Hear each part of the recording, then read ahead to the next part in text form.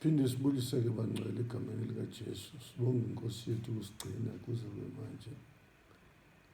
Sibonge abazalwane ngemkhuleko yonke, igroup Ibandla leNkosi. Sibonge namanye amagroup akhuleka abazalwane. Siyambonga kakhulu uNkulunkulu abazalwane lokho abakwenzayo kuzosisiza, kuzosithwala endleleni, nathi siyahlanganyela, siyakhuleka. Kusuthi-ke namhlanje bazalwane soqhubeka nale ndaba kade siyikhuluma, indaba yebandla. Into nje engifuna ukuyigcizelela sisakhuleka abazalwane ukuthi uthe uNkulunkulu bazithoba abantu bami ababizwa ngegama lami baphenduke ebubini babo, bafuna ubuso bami, ngiyozwa ngisezulwini, ngibasindise, ngize ngisindise nezwe labo. So bazalwane, ngangigcizeleleke ukuthi u-Israyeli akabizwanga ngegama likaNkulunkulu, wabizwa ngokuthi u-Israyeli. Isizathu sokuthi athole leli gama ngoba ubaba wabo uJakobe wabambana nomuntu usuku bonke. Uthe sethi lo muntu ngidedele, sekuyasa wathi uJakobe angangidedele wangibusisanga. Wayesethi ngubani igama lakho? Wathi nginguJakobe. Lokho kwakusho ukuthi-ke uJakobe uvuma izono zakhe, ngoba leli gama eliJakobe lisho ukuthi umkhohlisi, lisho ukuthi umuntu oyiqili, lisho ukuthi umuntu owenza konke. Sakuchaza-ke lokho bazalwane. Wayesethi ngoba ubambane noNkulunkulu nabantu wanqoba, usiyothi igama lakho u-Israyeli. Wase kuba khona isizwe saka-Israyeli-ke, okusho ukuthi bazalwane leli gama elithi Israyeli lisho nqobile. So-ke ngifuna ukugcizelela la ekutheni u-Israyeli akabizwanga ngegama likaNkulunkulu, kodwa wabizwa ngaleli gama. So-ke mayethi uNkulunkulu bakhuleka, bazithoba abantu bami bakhuleka babizwa ngegama lami, ake silandele ukuthi usho bani. Asifundeke lapha ku-chapter 62 Isaiah, sifunde uverse 1. Ngenxa yesiyona ngikuthula nangenxa yeJerusalema ngikuphumula, ukulunga kwalo kungakaphumi, njengokukhanya nokusindiswa kwalo njengesibane esivuthayo. Izizwe ziyakubona ukulunga kwakho, namakhosi onke inkazimulo yakho. Uyakubizwa ngegama elisha eliyokunqunywa ngumlomo kaJehova. Uyakubonga umqhole wodumo esandleni sikaJehova, neqhele lobukhosi esandleni sikaNkulunkulu wakho. La bazalwane, ngiyafuna ukuthi abazalwane balalelisise kahle. Mayethi uNkulunkulu akazothula ngenxa yeSiyoni nangenxa yeJerusalema, uthi akazophumula, ukulunga kwalo kungakaphumi njengokukhanya, nokusindiswa kwalo njengesibane esivuthayo. La bazalwane, ngifuna ukuveza ukuthi uNkulunkulu la wayiveza, noma u-Isaiah wayiprofeta ngokufika kaJesu, ezofika abazalwane eSiyoni naseJerusalema, uthi akayophumula. Makukhulunywa ngeJerusalema neSiyoni bazalwane, kukhulunywa ngebandla. Uthi ukulunga kwalo kungakaphumi njengokukhanya, nokusindiswa kwalo njengesibane esivuthayo. Siyathanda abazalwane banakisise ukuthi ukusindiswa, inkonzo yokusindiswa abazalwane iqale kuJesu. Ngithi-ke uma ngikhuluma nabantwana bakaNkulunkulu, ngithi mina akufanele kakhulu silingise izinto ezenziwa u-Israyeli, ngoba u-Israyeli wengasindisiwe. Into eyenzeka ku-Israyeli, kwasindiswa u-Abraham, bonke babalela ukukholwa. Kuthiwa-ke izizwe, nations, ziyobona ukulunga kwakho, amakhosi onke inkazimulo yakho. Uyakubizwa ngegama elisha eliyokunqunywa ngumlomo kaJehova. Uthi-ke uNkulunkulu-ke izizwe ziyobona ukulunga kwakho, namakhosi onke abona inkazimulo yakho, bese wena ubizwa ngegama elisha eliyokunqunywa umlomo kaJehova. Okusho ukuthi bazalwane, kahle hle masikhuluma lana bazalwane, kwangafanele kube khona umuntu oqamba igama, kwangafanele kube khona umuntu oxhakelayo kulokhu bazalwane, ngesizathu sokuthi uma kuthiwa igama liyonqunywa umlomo kaJehova, uma sekunqunyiwe bazalwane, especially kunquma uNkulunkulu, akakwazi omunye umuntu ukuthi aphinde afake lakhe igama. So sithi-ke abazalwane bayinaki indaba yegama, ukuthi uNkulunkulu igama lakhe ulinakile. Akusikona abazalwane ukuthi uNkulunkulu akayinakile indaba yegama, noma singakwenza konke, kodwa uma igama esibizwa ngalo kungesilo leli uNkulunkulu alifunayo, kune-problem. Asiyeke kuyena Isaiah chapter 65 bese sifunda verse 15. Ufundeka kanje na ukuthi niyakulishiya igama lenu libe isiqalekiso kwabakhethweyo bami. Inkosi uJehova imbulale izibize ingceku zayo ngelinye igama. Ukuze kuthi ozibusisa emhlabeni azibusise kuNkulunkulu weqiniso. Nofunga emhlabeni afunga uNkulunkulu weqiniso. Ngokuba inhlupheko zokuqala zikhohlakele nangokuba zisithele emehlweni ami. Ake ngiphinde bazalwane ngifunde lapha.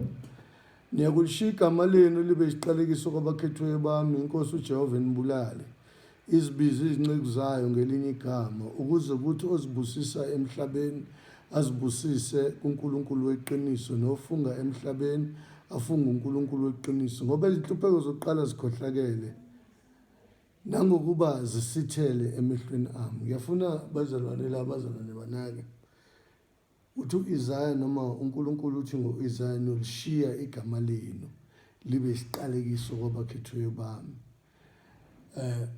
Okusho ukuthi bazalwane uthi uNkulunkulu uma sifika kuye noma sifika entabeni yakhe igama lethu kufanele silishiya. Abesethi bazalwane eNkosi athi libe isiqalekiso inkosi uJehova inibulale. La bazalwane funa baza abazalwane ukuthi ma kuthiwa inkosi inibulale akusikona ukuthi uJehova uyosibulala njengoba sibulalwa i-coronavirus. Kodwa kusho ukuthi bazalwane siyosindiswa. Ngoba bazalwane lithi iBhayibheli sifile masizisho ukuthi sifile maqondana nesono. Liqhubeke futhi lithi asibulale amalunga enyama ngomoya. Abantu abakwazi ukubulala amalunga enyama ngomoya nabazishoyo ukuthi bafile maqondana nesono abantwana bakaNkulunkulu abasindisiwe kungukuthi ibandla. Amen. Ibize ingceku zayo ngelinye igama ngoba leli lokuqala lishiyiwe noma leli bezibizwa ngazo lishiyiwe. Yikho kuthiwa abazalwane sithengiwe ezizweni, sithengiwe ebantwini naseyilimini naseyintweni zonke ezikhona zasemhlabeni. Abazalwane bakuzwe lokho. Kukhona ke lapha verse 16 uthi ukuze ozibusise emhlabeni azibusise kuNkulunkulu weqiniso nofunga emhlabeni afunge uNkulunkulu weqiniso ngoba inhlupheko zokuqala zikhohlakele nangokuba zisithele emehlweni ami. La abazalwane lamazwi akhulunywa uIsaiah afana ncamashi namazwi asho uJesu kuPetro wathi nami ngithi kuwe unguPetro.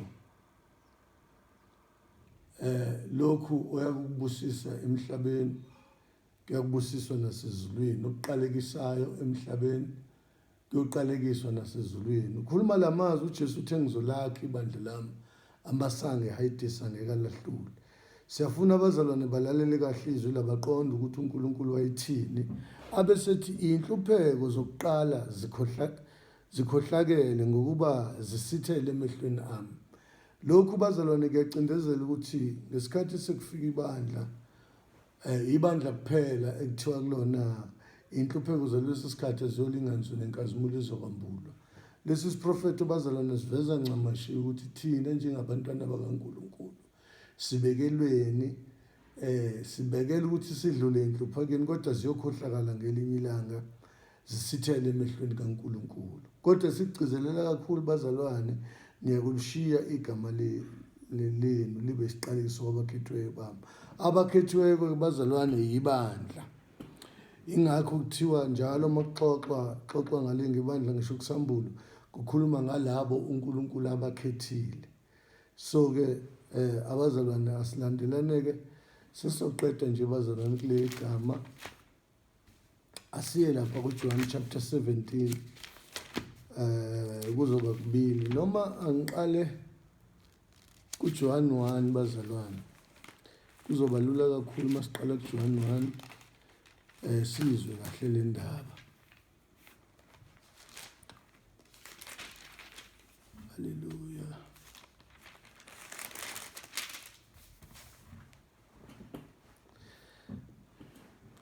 Lapha kuJohn 1 ke bazalwane sizoqala kuverse 10 ivangeli ngokaJohn.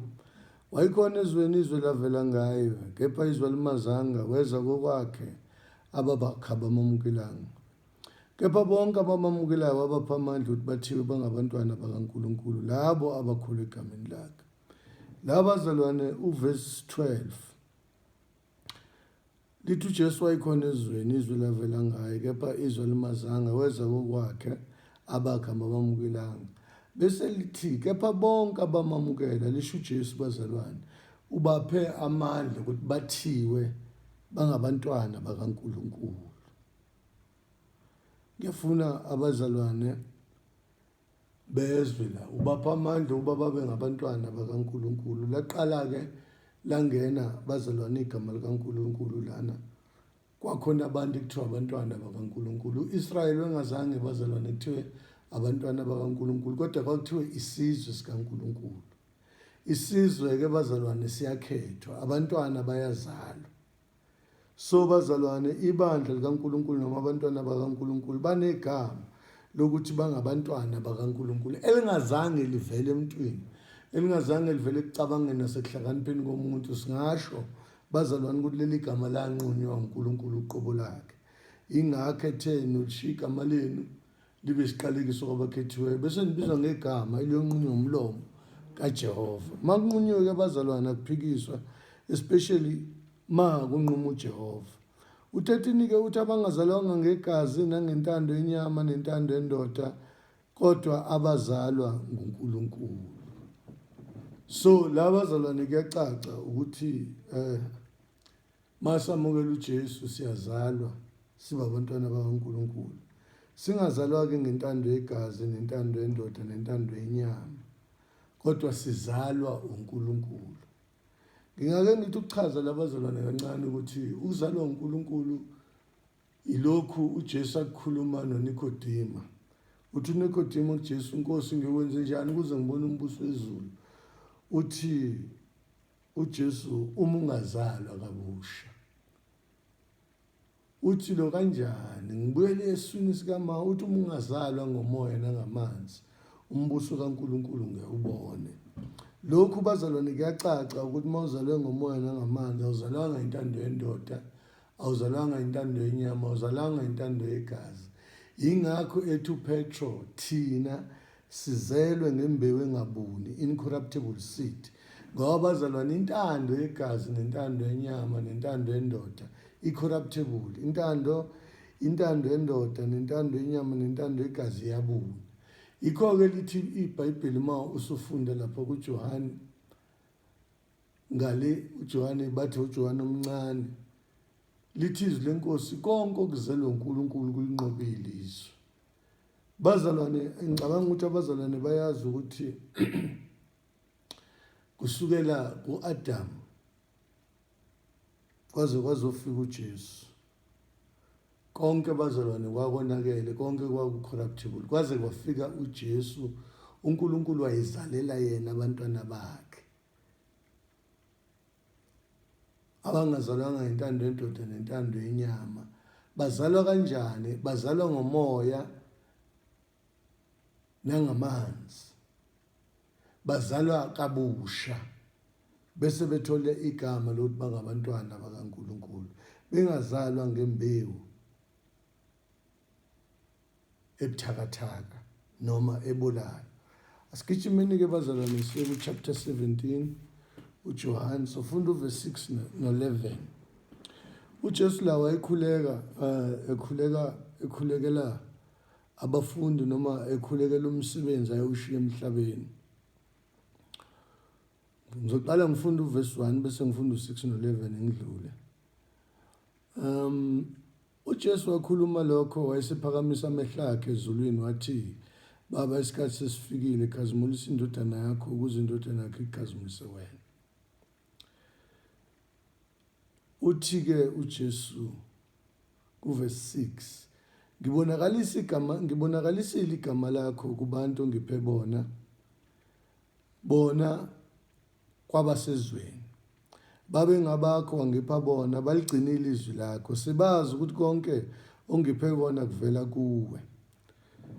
La nje into yokuqala uJesu ayishoyo kuNkulunkulu noma ayivezayo lapha kuverse 6 uthi ulibonakalisile igama laNkulunkulu kulabo bantu uJesu amuphe bona. Uthi babe ngabakho wangipha bona baligcinile izwi lakho. Uthi sebazi konke ke ongiphe khona kuvela kuwe. Ashiye ku11. Nkosi, angisekho ezweni mina basezweni bona. Mina ngiza kuwe Baba ongcwele, bagcine egameni lakho labo ngiphe bona, ukuze babe munye njengathi. Ake ngiphinde. Angisekho ezweni mina basezweni bona, mina ngiza kuwe Baba ongcwele, bagcine egameni lakho labo ngiphe bona, ukuze babe munye. Ukugcina ke bazalwane egameni likaNkulunkulu kusenza ukuthi sibe munye njengebandla. Akungeke kwenzeke bazalwane ukuthi sithi sinamagama amaningi. Masifika lapha ake ngithi ngiyalinganisa bazalwane amagama, khona umzomunye, khona umphikwa, khona umzomuhle. Lamagama lawo bazalwane avela emqondweni nakumuntu, awabenzi ubunye uNkulunkulu abufune ebandleni lakhe. Uma kuthiwa bazalwane besiqonda le ndaba, bengizothi mangabe ngifika ngihlangana nomzalwane ngithi mfowethu, njengoba sesihlangene njengabazalwane, manginegama ngiyalisusa lami nawe lisuse lakho, ukuze sigcine simunye kuNkulunkulu, sazi igama likaNkulunkulu kuphela. Ngoba amagama abazalwane asehlukanisa, amagama asenza siba amaqembu, amagama enza ukuthi ngithe lami iqembu lingcono kunelikamkhize, lingcono kunelikadlomo. Bazalwane, phambi kaNkulunkulu akekho ngcono. Uma sikuNkulunkulu sonke siyafana, and asiyidingi i-competition noma umbango noma ukuthi omunye mngcono kunomunye. Kodwa okugcizelelwa iNkosi la ukuthi bagcine egameni lakho ukuze babe munye njengoba nathi sinjani simunye. Laneleke bazalwane igama lokuthi singabantwana bakaNkulunkulu liphelele, asilidingi elinye ngoba leli elinye lizosifaka omunye umqondo. Uma sixoxa nje, mangixoxa nabozalo nami bakithi kaNgwenya, sibizana ngobafu noma ngabafowethu. Uthe uJesu nina nonke ningabazalwane. Uma sekuthiwa singabazalwane, lapho suke sesixoxa njengabantu abazelwe, abangazalwanga ngentando yenyama, nentando yendoda, nentando yegazi, kodwa abazelwe uNkulunkulu. Mangithi kumfowethu umzalwane, ngisho ukuthi sizelwe nawe. Kodwa kakhulu bazalwane lethi igama limila ekuthini singabantwana bakaNkulunkulu. And bazalwane, umuntu, angithi umuntu eke wathi umntwana kaNkulunkulu, akusadingi ukuthi ngimbuze ukuthi usindisiwe noma cha, ngoba bonke abangabantwana bakaNkulunkulu abasindisiwe, ngoba abantwana bakaNkulunkulu abazelwe kabusha. Sibuyeleke lapha kumaFesu chapter 3 sesiyaqeda kwenzela ukuthi siqhubekele bazalwane la besizoqhubekela khona. Chapter 3 amaFesu siqala ukufunda verse 14.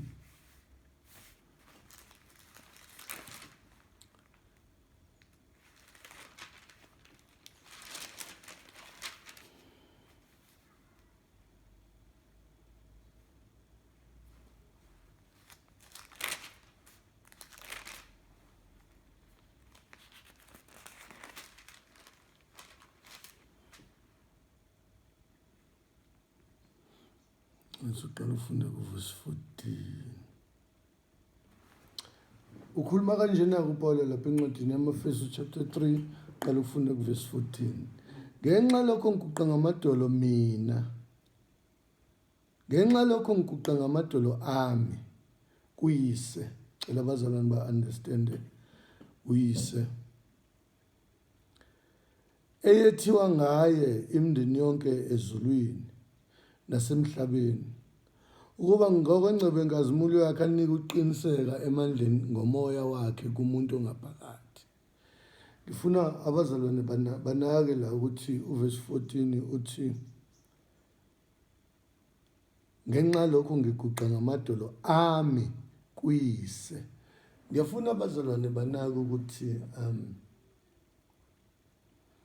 angiqale la ekuthini uJesu akazange ambize uNkulunkulu ngoJehova. Abazalwane kufanele bakunake lokho. akuzange kwenzeke. uNkulunkulu uJesu ebiza uNkulunkulu, umbiza ngoNkulunkulu noma umbiza ngoyise noma athi ongithumileyo. Lokhu bazalwane kuyacacisa ukuthi leli gama likaJehova lasala esivumelwaneni esidala. Isizathu bazalwane kuthiwa linye igama elimisiwe abantu ukuthi bakholwe ngalo phansi kwamazulu naphezulu komhlaba, igama likaJesu. So lokhu bazalwane ke kuyasifundisa ukuthi sinake ukuthi ma indaba kaNkulunkulu isimbuliwe singasayenzi njengoMose njengoba izwi lisho, kodwa sibize uNkulunkulu ngobaba noma ngoNkulunkulu. Nabafundi abazange bambize uNkulunkulu ngoJehova, bambiza ngobaba baphinde bambize ngoNkulunkulu. Nawe uJesu ke bazalwane naye akabizwa ngokuthi ubaba, akabizwa ngoyise, la kusho uNkulunkulu qobo. Bese kuthiwa eyethiwa ngayo imindeni yonke ezulwini nasemhlabeni. La ukwetha ke bazalwane uqamba akushiyo ukuthi imindeni, they were called, they were named bazalwane after the Father. To be named after the Father ke bazalwane akukho kunye ngaphandle ukuthi you are called the child of God. So that's why lapha uJohn 1 ethe banikwa amandla ukuthi bathiwe bangabantwana bakaNkulunkulu. Isizathu bazalwane ukuthi imindeni yonke ezulwini nasemhlabeni ibizwe ngobaba. Kanti futhi uIsaya ushilo ukuthi igama esiyobizwa ngalo liyonqunywa uNkulunkulu, aliyonqunywa umlomo womuntu. So ke bazalwane siyafuna bazalwane banake ucizeleleke baqonde ukuthi bazalwane uNkulunkulu igama ulibeke ngenhloso, angingasho ukuthi ngamabomu, ulibeke ngenhloso ngoba ufuna bonke abamukela uJesu babizwe ukuthi abantwana bakaNkulunkulu. Mawufunda ke lapha encwadini ezenzo bazalwane ngithi chapter 11. Ngenzela nje ukuthi sidlulisaneni bazalwane.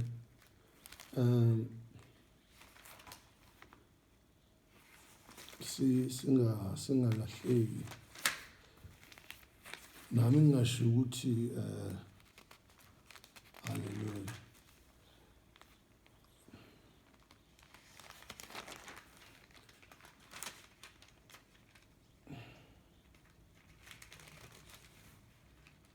Manje kungasavulile.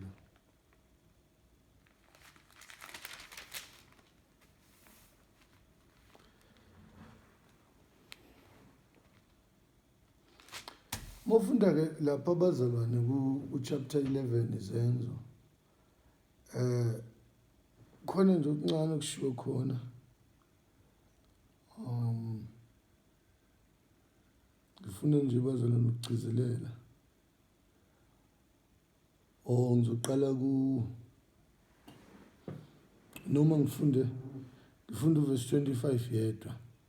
uBarnaba wayesayethasa ukuba afuna uPawule, kwathi esemfumene wamisa e-Antiochi.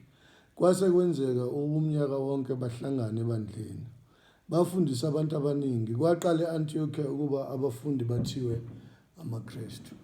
Bazalwane siyafuna la ukuthi leli gama lokuthi singamaKristu lavela futhi aligcinanga la, nabazalwane baphinde balishumayela, baphinde bazalwane babizwa ngokuthi umKristu. Lokho bazalwane asikuphiki, asikuchithi kuseBhayibhelini kushiwo encwadini yezenzo. Kodwa into esiyitholayo labazalwane akuveli kahle ukuthi ngobani laba bathi abazalwane bangamaKristu. Njengoba kuthiwa kwaqala e-Antiochiya ukuthi abazalwane bengamaKristu. Bengingathi mina ukube kuthiwa bengiyikhulumela nje nami ngithi ngangcono ukuthi kuthiwa kwaqala eJerusalem, because ibandla laqala eJerusalem ngosuku lwePentecost. So ke asiphikisani bazalwane, asimelani, asilwi nokuthi abazalwane babizwe ngokuthi amaKristu noma umzalwane abizwe ngokuthi ngumKristu.